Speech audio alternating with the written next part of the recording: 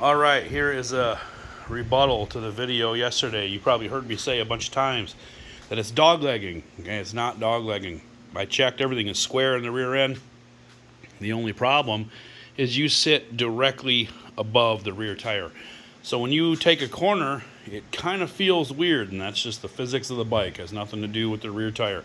So everything is fine there, but if I put you square out in front, you might even be able to see it.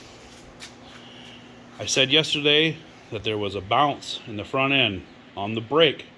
When you hit the brakes, it would kind of bounce in the front end. I thought that was because the tire wasn't seated correctly, because the tire used to wobble a bit. But after riding it for a while yesterday, now it's dead nuts straight. So it's not that. What's happened is when I jimmy rigged this whole thing in here, I pinched the forks on accident. As you can see, they're only moving about 3/4 of an inch. So that's what's happening, is that when they go down, it's stopping because they're pinching down here. So what I have to do is get longer bolts for right here. And when I do that, I'll make a video that's showing what I did to these two bolts. So I ought to take one out and take it in Home Depot or something. So originally you had the 3 washers here. Now I have to space it here to move this caliper. Where's my finger? To move this caliper here that way. Okay, come on, focus down there.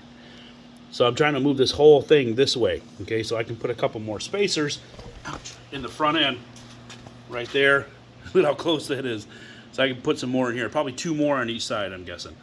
So in order to do that, I have to space that out. So I'll make a video about how to do that when she's square. So what's happening with the bounce is when the wheel comes around, because the caliper is on an angle to the disc, it's gets tight. You know what I mean? So it's making this bouncing sensation. So back to the drawing board. Get a few more washers, a couple long bolts will take care of everything. So I'll make a video when I do that.